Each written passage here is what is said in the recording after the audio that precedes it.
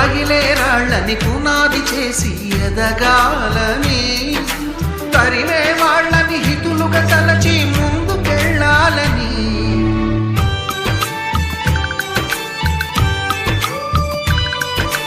కన్నుల నీటిని కలల సాగుకై వాడుకోవాలని,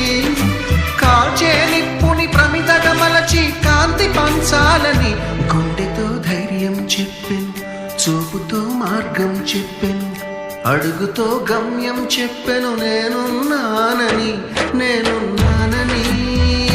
నీకేం కాదని, నిన్నటి రాతని మార్చేస్తానని.